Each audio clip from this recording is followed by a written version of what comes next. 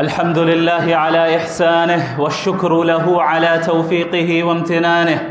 وصلى الله وسلم على خاتم النبيين وإمام المرسلين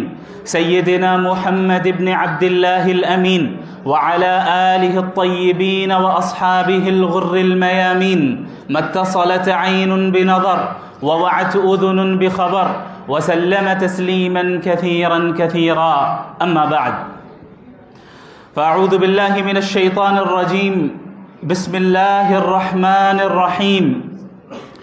ولكن كونوا ربانيين بما كنتم تعلمون الكتاب وبما كنتم تدرسون. صدق الله العظيم. عزیز طلباء، یہ میرے لیے بڑی سعادت کی بات ہے کہ اللہ رب العالمین نے مجھے یہ توفیق دی اور یہ نعمت دی کہ میں آج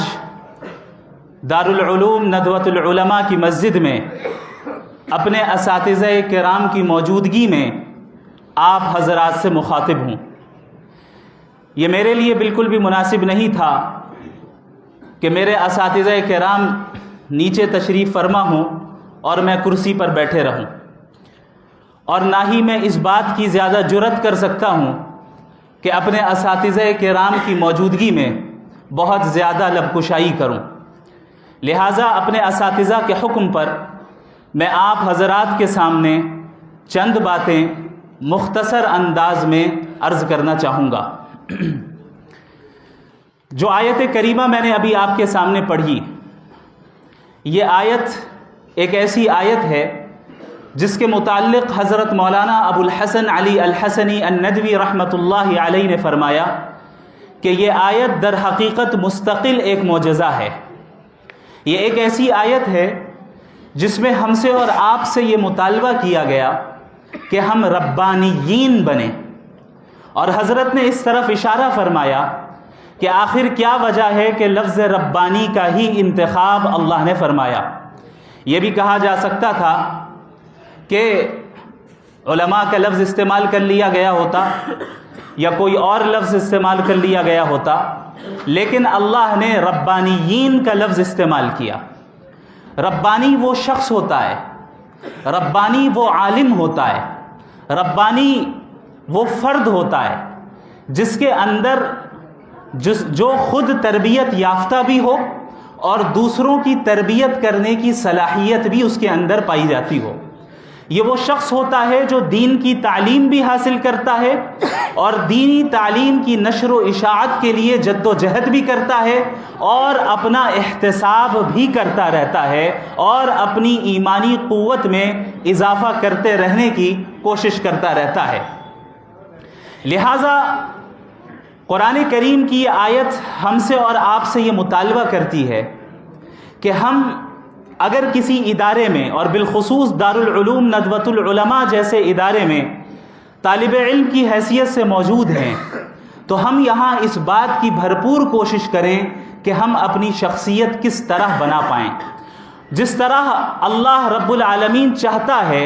اس طرح ہم اپنی شخصیت کو کس طرح ڈھال پائیں، کس طرح ہم ایسے افراد بن جائیں جو خود کے لیے بھی سیدھے راستے کی طرف وہ چلنے والا ہو اور تمام انسانیت کو سیدھا راستہ دکھانے والا بھی ہو. چونکہ یہ دین اسلام ایک ایسا دین ہے جو انفرادی دین نہیں ہے بلکہ اجتماعی دین ہے. یہ امت کوئی ایسی امت نہیں ہے جسے صرف اپنے لیے بھیجا گیا ہو، بلکہ یہ امت وہ امت ہے جسے تمام انسانوں کی ہدایت کے لیے بھیجا گیا. اور یہی وجہ ہے کہ قرآن کریم میں اللہ رب العالمین نے فرمایا کہ کنتم خیر امت اخرجت للناس. یہ نہیں کہا کہ تمہیں صرف مسلمانوں کے لیے نکالا گیا، یہ نہیں کہا کہ تمہیں صرف تمہارے گھر والوں کے لیے بھیجا گیا یا تمہارے خاندان والوں کے لیے بھیجا گیا یا تمہاری اپنی ذات کے لیے بھیجا گیا. نہیں، تم تمام انسانوں کے لیے بھیجے گئے ہو. اس ذمہ داری کو سمجھنا ہے اور اس کی اہمیت ہمیں جاننا ہے اور اس کی قدر ہمیں کرنا ہے. کیونکہ پوری دنیا آپ کی محتاج ہے. پوری دنیا کو ایسے افراد کی ضرورت ہے جو اسے تاریکیوں سے نکالے اور ہدایت کی طرف لے آئے، اور یہ کام ظاہر ہے آپ حضرات کے کندھوں پر اس کی ذمہ داری ہے۔ اللہ رب العالمین کا فضل ہے کہ آپ حضرات اس ادارے میں پڑھتے ہیں، اور میں سمجھتا ہوں کہ میرے لیے میرے والدین کا جو سب سے اہم اور سب سے صحیح فیصلہ رہا اور سب سے صحیح ڈیسیژن رہا، وہ فیصلہ یہ تھا کہ انہوں نے میرا داخلہ دارالعلوم ندوۃ العلماء میں کروایا۔ دارالعلوم ندوۃ العلماء کسی عام مدرسے کی طرح ایک مدرسہ نہیں ہے، بلکہ یہ ایک فکر ہے، ایک مشن ہے، ایک مقصد ہے اور ایک منہج ہے جس کو اختیار کر کے ہم موجودہ زمانے میں حالات کے تقاضوں کا لحاظ رکھتے ہوئے پوری امت بلکہ پوری انسانیت کی صحیح رہنمائی کر سکتے ہیں۔ دارالعلوم ندوۃ العلماء ہی دراصل سبب ہے ان تمام ٹوٹی پھوٹی صلاحیتوں کا جو اس وقت میرے پاس جو مجھے اللہ نے عطا کی ہیں۔ دارالعلوم ندوۃ العلماء نے در حقیقت مجھے بولنے کا سلیقہ دیا،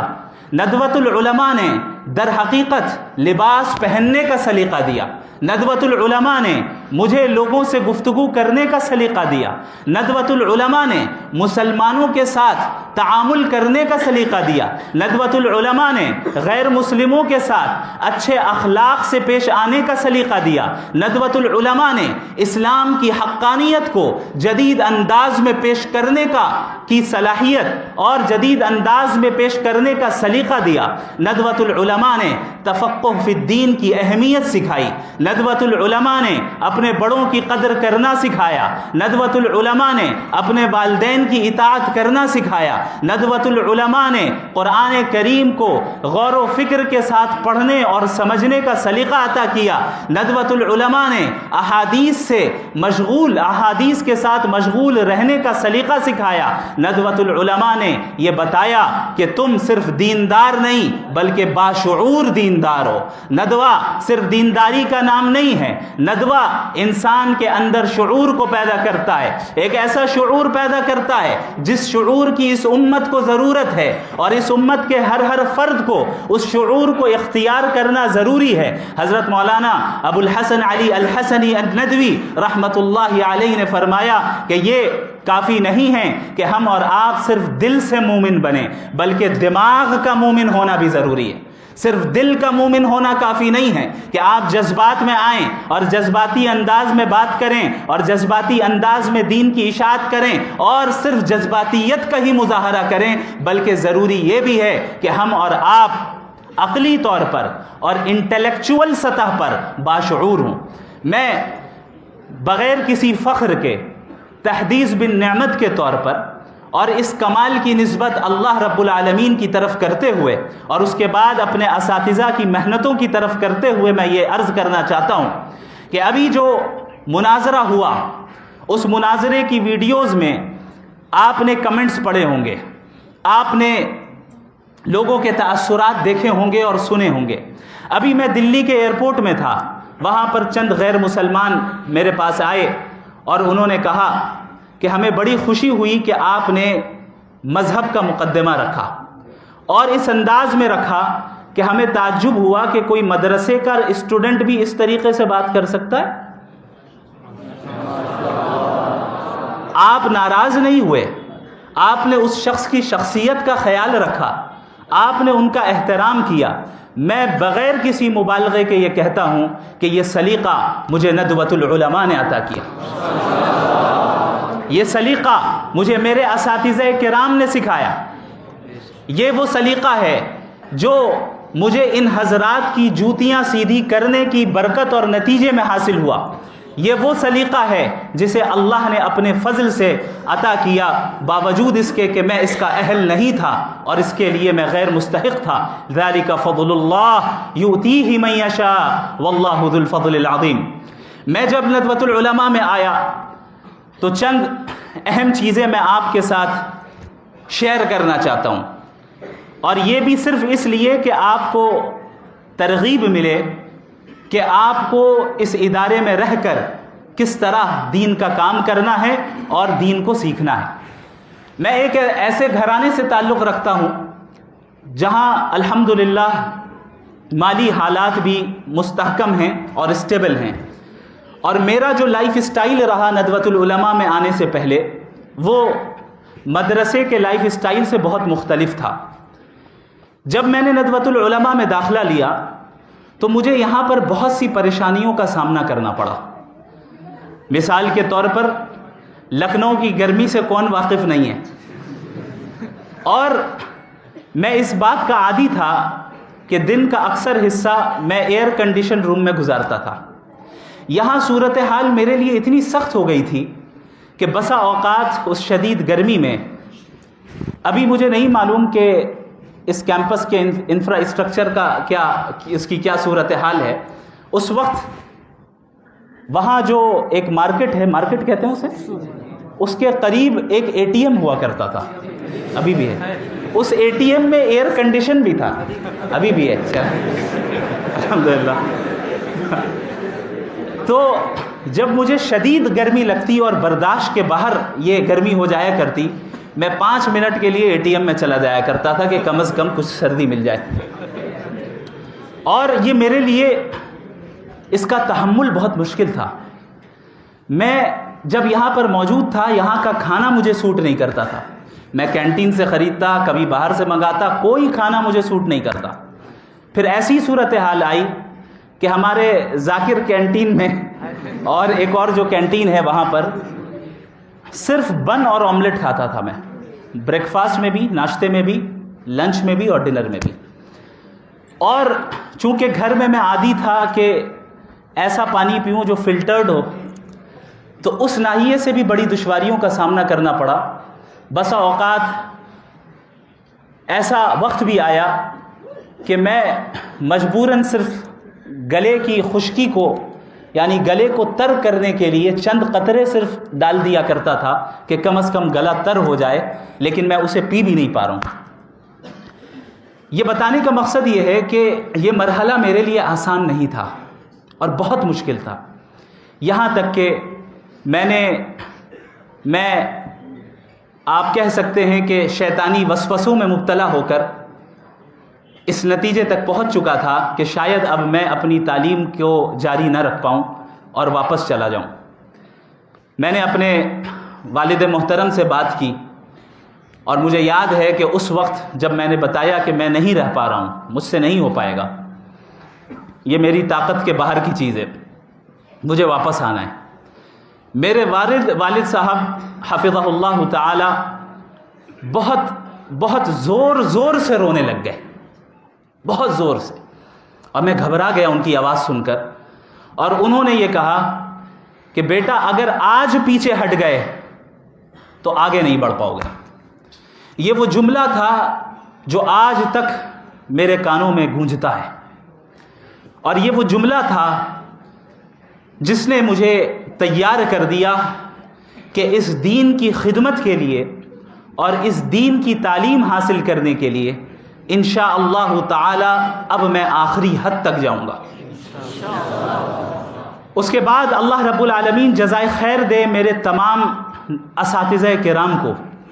جو اس ادارے میں موجود ہیں، بعض اس دنیا سے رخصت ہو گئے، اللہ ان کی قبروں کو منور فرمائے، اور جو موجود ہیں اللہ ان کی عمر میں صحت اور ایمان کے ساتھ، عافیت کے ساتھ برکت عطا فرمائے۔ ان حضرات نے بالکل اس طرح معاملہ کیا جس طرح گھر میں والد معاملہ کرتا ہے، اتنی شفقت کے ساتھ پیش آتے تھے اور اتنی توجہ دیتے تھے کہ مجھے اس بات کی قدر ہوئی کہ بھئی میں جس ادارے میں رہتا ہوں یہ ادارہ کوئی معمولی ادارہ نہیں ہے، بلکہ یہ ادارہ ایک مقصد کے تحت بنا ہے۔ یہ ادارہ دیواروں کا نام نہیں ہے، یہ ادارہ سرٹیفکیٹ کا نام نہیں ہے، یہ ادارہ چند رسمی چیزوں کا نام نہیں ہے، بلکہ یہ ایک مقصد ہے، اور اس مقصد کو حاصل کرنے کے لیے ہمارے اساتذہ کرام دن رات جد و جہد کرتے ہیں بغیر کسی دنیاوی غرض کے۔ یہ کوئی معمولی خدمت نہیں ہے۔ اس کا اندازہ صحیح معنی میں اس وقت ہوگا جب آپ لوگوں کو دنیا کا ایکسپوجر ملے گا، جب آپ اس ادارے سے فارغ ہو کر جائیں گے اور الگ الگ لوگوں سے ملاقات کریں گے، آپ یہ دیکھیں گے کہ ہر جگہ، ہر میدان میں صرف اس بات کی کوشش ہے کہ ہم کمرشیل انداز کیسے نافذ کریں. ہمیں کمرشیل بننا ہے. کوئی ایک منٹ بغیر پیسے کے دینے کے لیے تیار نہیں ہے. ہمارے اساتذہ کرام جو اس ادارے میں دن رات محنت کرتے ہیں اور ایسی صلاحیتوں کے ساتھ ہیں جو صلاحیتیں عموماً ان کمرشیل انڈسٹریز کے لوگوں کو حاصل نہیں ہیں، اس کے باوجود ہمیں وہ وقت دیتے ہیں، اس کے باوجود ہماری وہ فکر کرتے ہیں، ہماری رہنمائی کرتے ہیں. یاد رکھیں اس سے بڑی نعمت اس وقت آپ لوگوں کو کوئی اور بڑی نعمت، اس سے بڑی نعمت آپ کو حاصل نہیں ہو سکتی. ضروری یہ ہے کہ ہم اس نعمت کی قدر کر لیں. اللہ رب العالمین کی یہ سنت ہے، اس کا یہ طریقہ ہے کہ جو شخص اللہ کی نعمت کا شکر ادا کرتا ہے، اللہ کی نعمت کی قدر کرتا ہے، اللہ اس نعمت میں اضافہ کرتا ہے. اور جو شخص اللہ کی نعمت کی ناقدری کرتا ہے، اللہ اس سے اس نعمت کو چھین کر ایسے شخص کو دے دیتا ہے جو اس کا مستحق ہو. لہٰذا اس بات کا عزم کر لیں کہ ہم جس قیمتی ایام سے گزر رہے ہیں، ہم جس مرحلے سے گزر رہے ہیں، اس کی ہم بھرپور قدر کریں گے، ناشکری نہیں کریں گے. اس سے ہم استفادہ کریں گے اور ٹھیک ٹھیک جو ہے جس انداز میں ہمیں فائدہ حاصل کرنا چاہیے وہ کریں گے. یاد رکھیں، میں پھر بتا دوں، فخر کے طور پر نہیں، صرف تحدیث بن نعمت کے طور پر اور آپ حضرات کی ترغیب کے لیے یہ بات بتا رہا ہوں کہ میں نے اپنے طالب علمی کے زمانے میں، ابھی بھی طالب علمی ہوں، یعنی دارالعلوم ندوۃ العلماء میں جو طالب علمی کے ایام گزرے، میں نے ایک چیز کا بڑا اہتمام کیا. وہ یہ تھا کہ اپنے بڑے اور اپنے اساتذہ کی اطاعت، ندوے کے انتظامیہ کی اطاعت، ندوے کے بنائے ہوئے اصولوں کی اطاعت. میں نے اس کی بھرپور کوشش کی، یہاں تک کہ الحمدللہ کئی مہینے گزر جاتے تھے، کسی ایک گھنٹے میں بھی غیر حاضری میں نہیں کرتا تھا، اور صرف اس نیت سے کہ کہیں ایسا نہ ہو کہ ایک گھنٹہ بھی اگر چھوٹ جائے تو اس کی برکت ختم نہ ہو. اور یقین جانیے، امتحان کے ایام میں جس طرح آپ حضرات بہت پریشان ہو جاتے ہیں، پھر اگر آپ نے پابندی کی، حاضری کی، اور کلاسز میں پابندی سے آپ حاضر رہے تو آپ کے لیے امتحان کا مرحلہ بڑا آسان ہو جاتا ہے. اس بات کی ہم نے پابندی کی کہ میرے اساتذہ کرام، میرے مشائخ مجھ سے جو کہتے میں وہ کرتا. اگر مجھ سے کہا جاتا کہ آپ کو مغرب کے بعد دارالمطالعہ میں بیٹھنا ہے تو میں بیٹھتا تھا،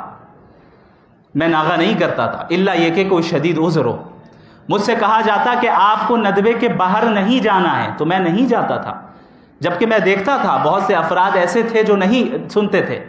جو اساتذہ کی اطاعت نہیں کرتے تھے، وہ چلے جاتے تھے یا اسے سمجھتے تھے کہ یہ ہم پر زیادتیاں ہو رہی ہیں، ہمیں قید کر دیا گیا ہے. لیکن آج مجھے اس کے پیچھے کی حکمتیں سمجھ میں آتی کہ ہمارے اساتذہ کرام کیوں ہمیں اس بات کا پابند بناتے تھے کہ آپ کو ندوے کے کیمپس کے باہر نہیں جانا ہے، آپ کو مغرب سے عشاء تک دارالمطالعہ میں بیٹھنا ہے تو بیٹھنا ہے، آپ کو نمازوں کی پابندی کرنی ہے تو کرنی ہے، کلاسز میں غیر حاضری نہیں کرنی ہے تو نہیں کرنی ہے.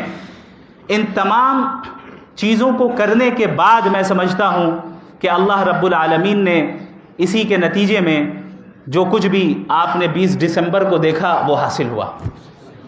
اللہ رب العالمین کا فضل رہا. لہٰذا آپ تمام حضرات کو میں ایک مشورہ دیتا ہوں، چونکہ آپ میرے چھوٹے بھائی کی طرح ہیں اور میں ان ایام سے گزرا ہوں جن ایام میں سے ابھی آپ گزر رہے ہیں. مجھے یاد ہے کہ ایک مرتبہ حضرت مولانا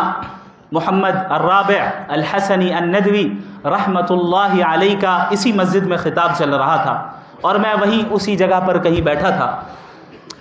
حضرت نے بڑے پرجوش انداز میں یہ بات کہی تھی. حضرت کا جو مزاج تھا اور ان کی جو طبیعت تھی وہ بڑی نرم طبیعت تھی، لیکن اس وقت جس لہجے میں اور جس انداز میں اور جس پرجوش انداز میں وہ جملہ انہوں نے کہا تھا، ہم سب بالکل بہت زیادہ چوکنے ہو گئے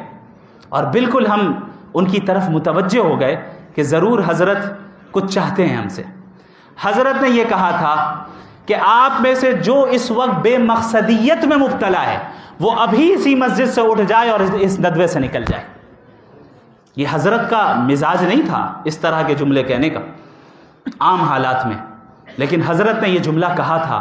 آپ اس سے اندازہ لگائیں کہ کس کڑھن کے ساتھ جو ہے یہ جملہ کہا ہوگا، کس درد کے ساتھ یہ جملہ کہا ہوگا،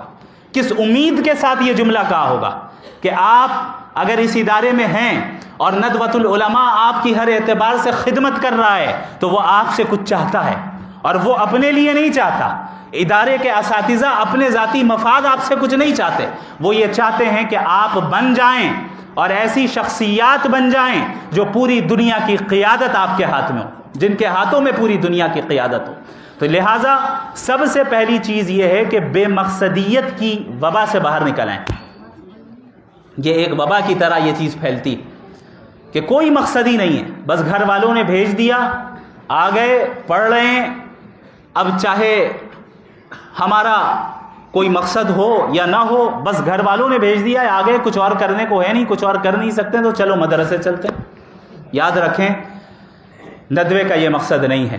ندوے کا قیام اس لیے نہیں ہوا، لہٰذا ندوۃ العلماء کی فکر کو سمجھنا ضروری ہے۔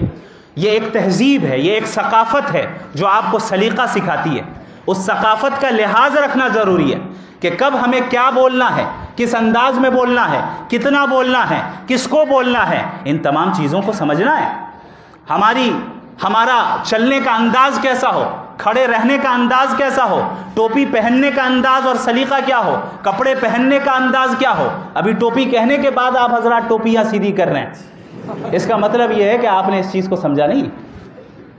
یہ چیز ہمیں جاننا ہے اور یہ بہت بڑی خوبی ہے، یہ کوئی ہنسنے کی بات نہیں ہے، یہ ندوے کی خوبی ہے۔ میں نے اپنے اساتذہ کو دیکھا ہے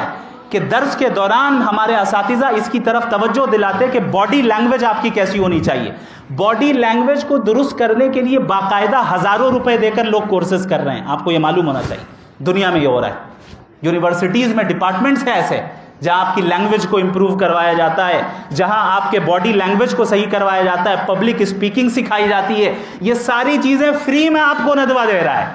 یہاں کے اساتذہ کرام بغیر کسی معاوضے کے آپ کو دے رہے ہیں۔ اس چیز کی قدر کر لیجئے، اس چیز کی قدر کر لیجئے، اس کا افسوس بعد میں ہوگا۔ دوسری چیز جو طالب علمی کے زمانے میں جس کا سامنا میں نے کیا اور میں نے محسوس کیا کہ یہ بہت مضر ہے، یہ میں آپ کو بتا دوں کہ یہاں اپنے کام سے کام رکھیں، زیادہ دوستی کے چکر میں نہ پڑیں۔ اور یہ میں بہت یقین کے ساتھ یہ بات کہہ رہا ہوں اور تجربے کے ساتھ یہ بات کہہ رہا ہوں۔ آپ کی پوری توجہ آپ کی تعلیم کی طرف ہونی چاہیے۔ دوستی، تعلقات، یہ ساری چیزیں ثانوی درجے کی چیز ہے، سیکنڈری درجے کی چیز ہے۔ اگر دوستی، تعلقات آپ کی تعلیم میں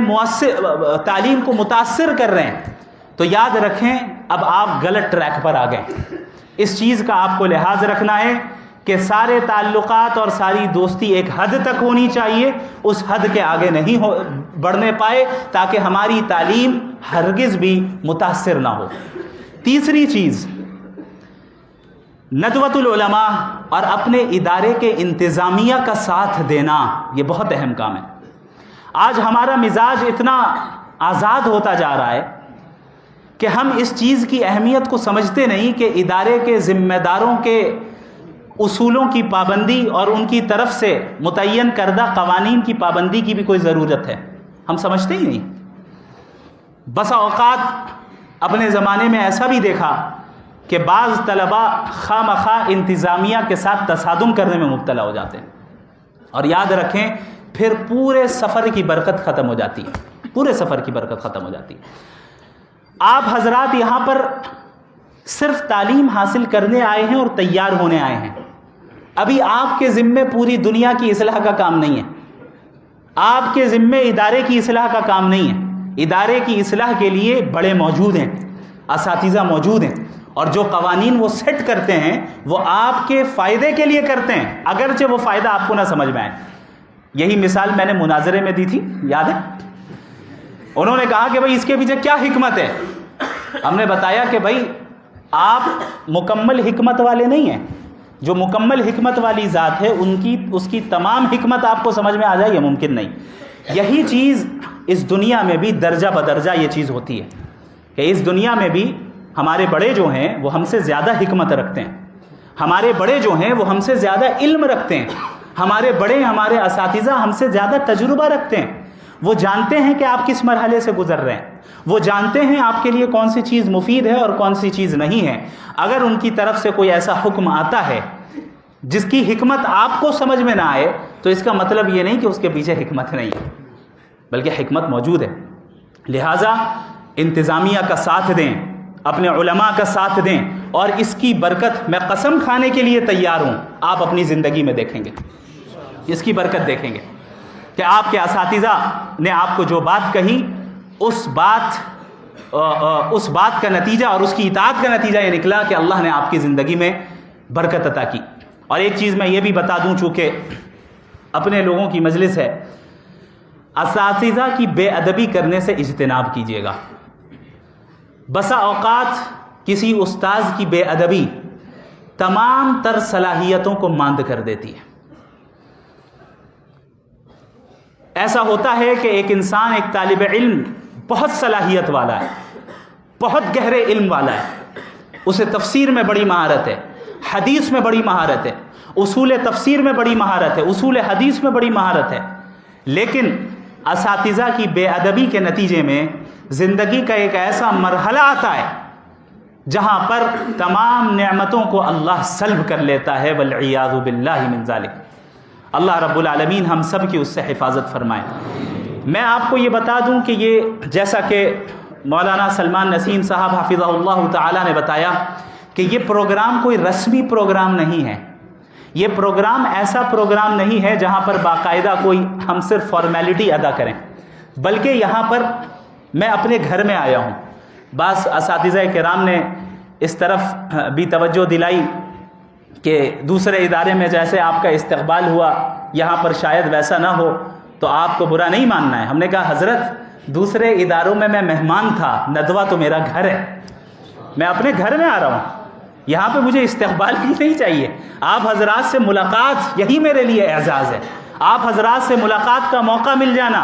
اور یہاں کے طلبہ اور اپنے بھائیوں سے تھوڑی دیر کے لیے گفتگو کرنے کا موقع مل جانا اور اس جگہ پر کھڑے ہو کر گفتگو کر لینے کا موقع مل جانا، اس سے بڑا اعزاز میرے لیے اور کچھ نہیں ہو سکتا۔ لہٰذا آپ ایک ایسے شخص کو سن رہے ہیں جو پرانا مریض ہے، تو پرانا مریض جدید مریض کو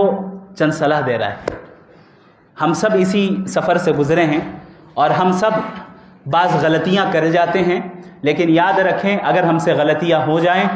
تو ان غلطیوں سے رجوع کرنا، توبہ کرنا، اپنی اصلاح کرنا، اپنے اساتذہ کی اطاعت کو قبول کر لینا اور ندوے کی فکر کو سمجھنا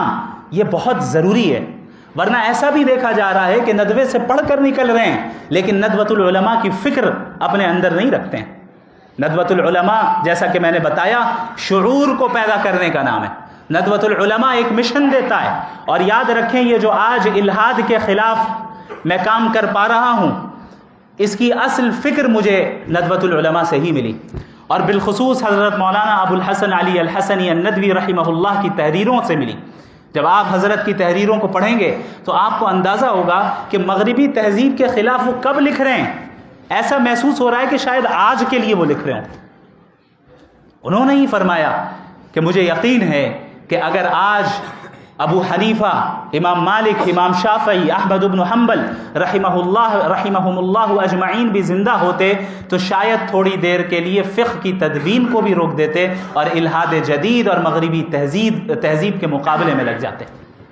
حضرت نے یہ فکر دی، حضرت کی تحریروں سے یہ فکر ملی، ندوۃ العلماء سے یہ فکر ملی، پھر اس فکر کو لے کر میں آگے کچھ کام کر پایا اور کر رہا ہوں۔ اللہ رب العالمین سے دعا گو ہوں کہ اللہ مجھ سے بھی اور آپ سب سے دین کا کام لیتا رہے۔ اللہ رب العالمین ہم سب کو دین کا تفقہ عطا فرمائے، دین کی سمجھ عطا فرمائے، دین پر عمل کرنے والا بنا دے، ندوۃ العلماء کی قدر کرنے والا بنا دے، یہاں کے اساتذہ کی قدر کرنے والا بنا دے، ندوۃ العلماء کے انتظامیہ کا ساتھ دینے والا بنا دے،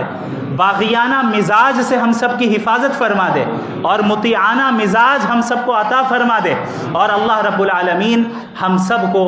قبول فرمائے اس دنیا میں بھی اور آخرت میں بھی۔ میں سمجھتا ہوں کہ ضرورت سے زائد میں نے گفتگو کر لی اپنے اساتذہ کی موجودگی میں، لہٰذا میں معذرت بھی چاہتا ہوں اپنے تمام اساتذہ کرام سے۔ بس جو کچھ آپ حضرات سے سیکھا تھا اسی کا خلاصہ پیش کرنے کی میں نے کوشش کی ہے۔ جو بھی کمی کوتاہی ہوئی ہو آپ حضرات معاف فرمائیں۔ اللہ رب العالمین آپ تمام حضرات کو جزائے خیر عطا فرمائے۔ وآخر دعوانا ان الحمد للہ رب العالمین۔